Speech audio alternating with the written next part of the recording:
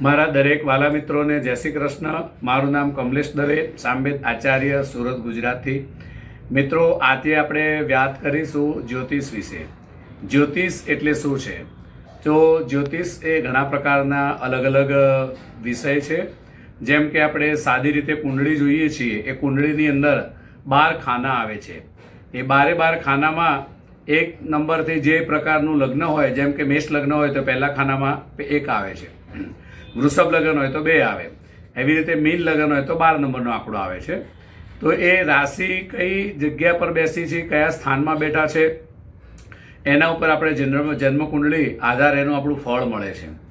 બીજા નંબરમાં કે કયો ગ્રહ કઈ જગ્યાએ દ્રષ્ટિ કરી રહ્યો છે। ચોથા નંબરનું સ્થાન હોય એની અંદર જો સારો ગ્રહ બેઠો હોય તો આપણાને સુખ, સાહેબી, ગાડી, બંગલા, દરેક પ્રકારનું ભૌતિક સુખ વધારે આપે છે। અને એ ચોથા સ્થાનની અંદર અથવા તો ચોથા સ્થાનની ઉપર જે ખરાબ ગ્રહની દ્રષ્ટિ પડતી હોય, જેમ કે શનિની દ્રષ્ટિ પડતી હોય, તો એ માણસને પોતાનું ઘર નથી થવા દેતો, અથવા પોતાનું જો ઘર હોય તો ઘરની અંદર હંમેશા જ અશાંતિ ફેલાવે છે। તો આ એક સાદું જ્યોતિષ હોય છે, એટલે કે જન્મ કુંડળી જોવાની હોય છે। એમાં જ આપણે અંદર ડીપમાં જઈએ તો નવમાસ કુંડળી જોવાની હોય છે, એને આપણે એકદમ ગહેરાઈથી જોઈ શકીએ છીએ।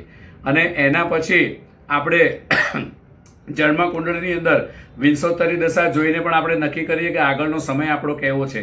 દાખલા તરીકે 2026 ચાલે છે, 2026માં જો શુક્રની દશા પૂરી થવાની હોય તો આપણા માટે જો શુક્ર ગ્રહ કુંડળીની અંદર સારી જગ્યાએ બેઠો હોય તો એ શુક્ર ગ્રહ ફળ આપણાને સારું આપે છે। અને એના પછી જો બીજો ગ્રહ એ ખરાબ હોય આપણી કુંડળીમાં તો આપણાને આગળનું ફળ ખરાબ આપે છે। તો આપણે એના માટે એ ગ્રહ વિશે પૂજા કરવાની હોય છે, દાન કરવાનું હોય છે, જાપ કરવાના હોય છે। તો મિત્રો, આવી રીતે એક પ્રકારનું આ જ્યોતિષ હોય છે। જો જ્યોતિષની અંદર તમે ઉતરશો, એટલે કે જ્યોતિષમાં તમે રસ રાખશો, તો એટલી જ તમને મજા આવશે, જીવન જીવવાનો આનંદ આવશે। જ્યોતિષ તમે પણ જોઈ શકો છો, અને એ જ પ્રકારે આપણે ભવિષ્ય પણ આપણે જોઈ અને આપણે એનું આગળ માર્ગદર્શન લઈ અને આપણી ઉપર જે તકલીફો આવતી હોય, કોઈ મુસીબતો આવતી હોય, તે આપણે દૂર કરી શકીએ છીએ। મિત્રો, આજે આજ આપણે આટલું જાણીશું, કારણ કે આમાં તો જેટલું જાણીએ એટલું ઓછું હોય છે। તો મિત્રો, કોમેન્ટની અંદર જય શ્રી કૃષ્ણ લખવાનું ભૂલતા નહીં। સબસ્ક્રાઇબ કરજો, શેર કરજો અને લાઈક કરજો। જય શ્રી કૃષ્ણ।